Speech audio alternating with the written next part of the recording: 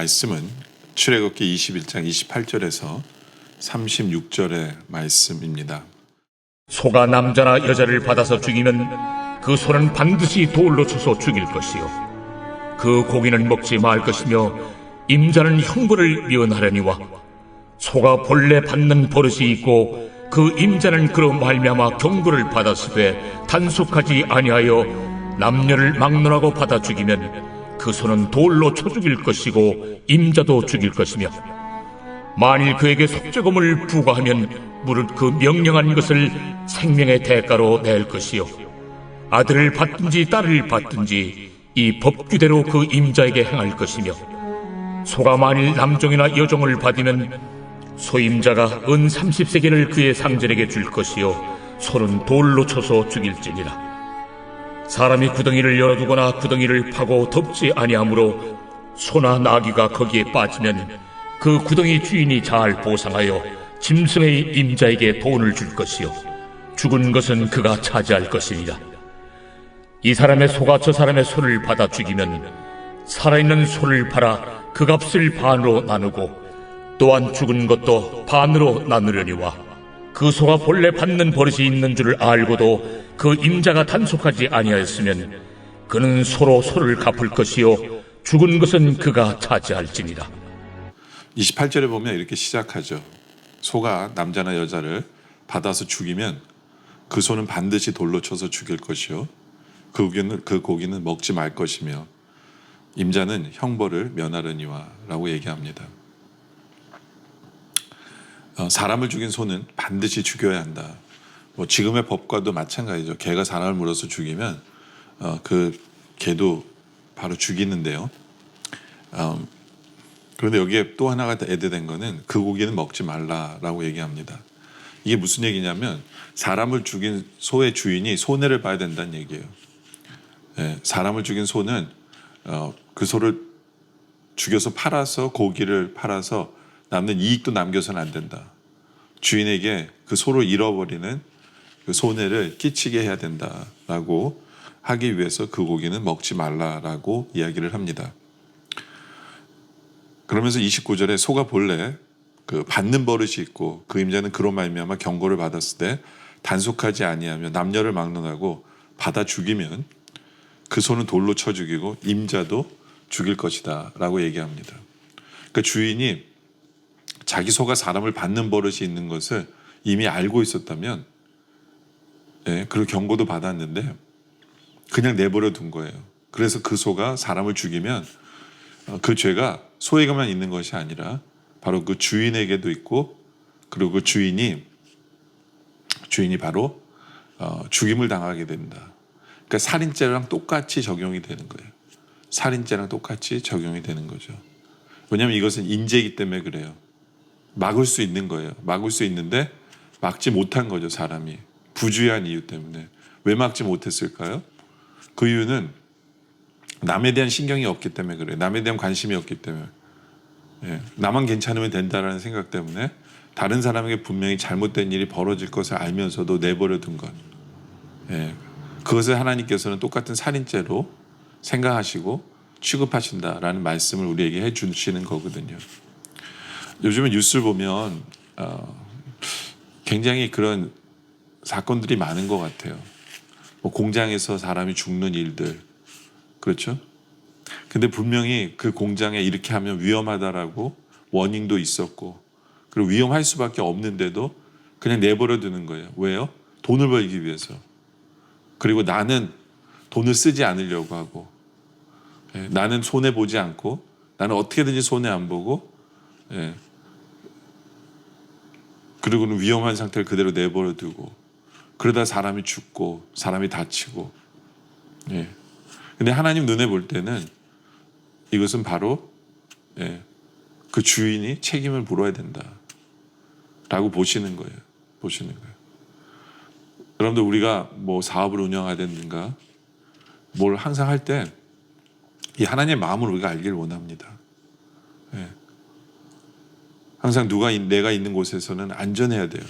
그러니까 나만 안전한 것이 아니라 내 주위에 있는 사람도 안전하게끔 우리가 신경을 쓰는 것. 바로 그것이 하나님의 마음이다 라는 거예요. 바로 그것이 하나님의 마음이다. 그러면서 30절에 만약 그에게 속죄금을 부과하면 무릇 그 명령한 것에 생명의 대가로 낼 것이니라 라고 얘기합니다.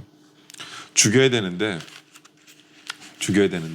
속죄금으로 대신할 수 있다라고 이야기를 합니다.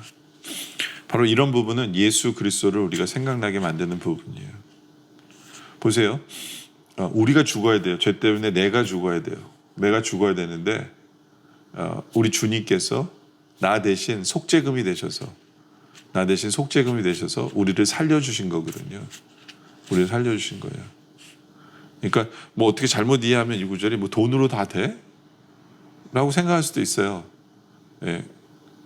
근데 그런 게 아니라 성경에서 이렇게 속죄금 이런 거 얘기할 때는 항상 우리가 예수님을 생각하게 만드는 거예요. 아, 정말 내가 죽어야 했는데 예수님이 속죄금이 되셔서 우리를 대신 살려주신, 어떤 면에서는 우리는 여기 나온 사람처럼 죄인이에요. 우리는 이웃에 대해서 그렇게 생각하지 않고 나만 잘 되면 되고, 이웃의 안전이 되든 말든 난 손해보면 안 되고 하는 어떤 그런 생각 속에 살아가는 것이 우리의 모습일 수 있거든요. 그런 죄인인데 우리 주님께서 속죄금이 되셔서 우리를 위해서 사해 주시는 그 주님의 은혜를 우리가 기억해야 된다라는 거죠. 뭐 30일짜리 아들을 받든지 딸을 받든지 이 법규대로 금지하게 할 것이며, 그 어른을 받든지 간에 애들도 똑같다는 거예요. 생명은 똑같다라고 얘기하면서, 그런데 32절에 소가 만약 남종이나 여종을 받으면 소임자가 은 30세겔을 그의 상전에게 줄 것이요 소는 돌로 쳐서 죽일지니라. 그렇죠? 종의 속죄금이 은 30세겔이다라고 얘기하는데, 참 이 공교롭게도 예수님이 팔린 가격이 은 30세겔이거든요. 그러니까 이런 것들이 예수님을 상징하는 거예요. 내가 죽어야 되는데 주님께서 은 30세겔을 팔리시고 십자가에 달려 죽으심으로 말미암아 내가 살게 되었다라는 거예요. 우리는 그 은혜를 받은 자다. 그 은혜를 받았기 때문에 어떻게 되느냐? 이제는 나만의 안위를 위해서 사는 것이 아니라 이제 내 주위에 있는 사람들의 안위와 안녕과 행복과 기쁨을 위해서 우리가 생각하며 살아야 된다는 거예요. 그들의 안전을 생각하며 우리가 살아야 된다라는 거예요. 나만 잘 살면 되는 게 아니다라고 성경은 계속해서 강조하는 거예요. 그래서 33절에 계속 연결이 되죠. 사람이 구덩이를 열어두거나 구덩이를 파고 덮지 아니하므로 소나 나이가 거기에 빠지면, 그렇죠? 내 주위에 있는 땅이 구덩이가 파져서 안전하지 않아요. 근데 거기에 소나 나이가 빠지면 그 구덩이 주인이 보상해야 돼요. 짐승의 인장에도 돈을 줄 것이요 죽은 것은 그가 차지할 것이니라. 그렇죠? 갚아줘야 된다는 얘기예요. 그가 갚아줘야 된다. 책임을 져야 된다는 거예요. 내 땅에서 어떤 일이 벌어지면 책임을 져야 된다라고 얘기하는 거예요. 그렇기 때문에 항상 내 땅과 내 주위에 이게 안전한가, 늘 생각하는, 다른 이웃을 생각하는 그 마음이 있어야 된다라는 거예요. 그래서 다른 사람이 손해를 본 것에 대해서 회복시켜줘야 된다라는 거죠. 회복을 시켜줘야 된다. 그러니까 우리가 분명히 생각해야 돼요. 내가 좀 손해를 볼지라도, 내 돈을 좀 쓸지라도, 다른 사람이 손해보지 않도록 우리는 어떻게든지 해야 된다라는 거예요. 다른 사람이 손해보지 않도록 우리는 어떻게든지 신경을 써야 된다라는 거예요. 그러니까 하나님께서 말씀하시는 이웃 사랑의 법이 여기에 있는 거예요. 이웃 사랑의 법이 바로 이 말씀 안에 있는 거죠. 그렇죠?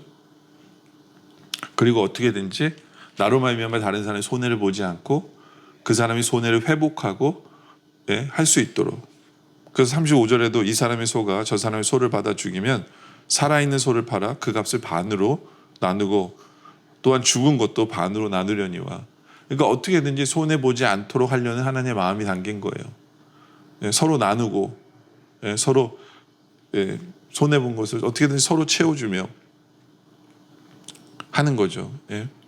바로 이런 법에는 항상 회복의 하나님의 뜻이 담겨져 있다라는 것도 우리가 기억해야 된다라는 거죠.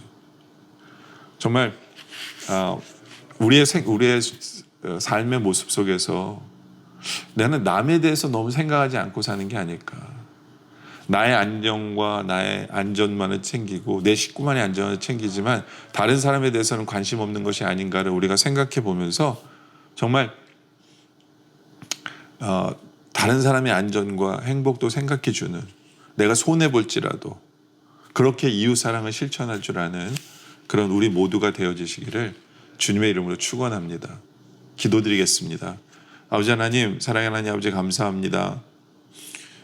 오늘 말씀을 통해 생각하게 하시며 감사합니다.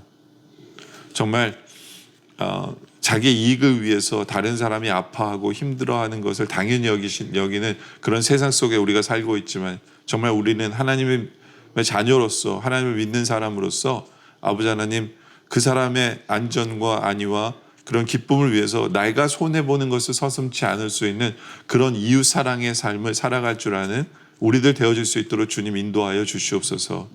하나님 아버지 하나님, 정말로 이기적이지 않고 다른 사람의 안전을 생각하고 다른 사람의 구원을 생각하고 그런 삶을 살아가는 우리들 되게 하여 주시옵소서. 왜냐하면 우리 주님이 나를 대신하여 속죄금이 되어주시고 나를 대신하여 팔려주시고 십자가에 달려 죽으셨기에 내가 살았음을, 그 은혜를 기억하며 정말 그 은혜 때문에 이웃을 제대로 사랑할 줄 아는 우리의 삶의 모습 되어질 수 있도록 주님 인도하여 주시옵소서. 주님, 오늘 말씀에 감사드립니다. 계속된 기도 속에 함께하여 주시옵소서. 예수님의 이름으로 기도드립니다. 아멘.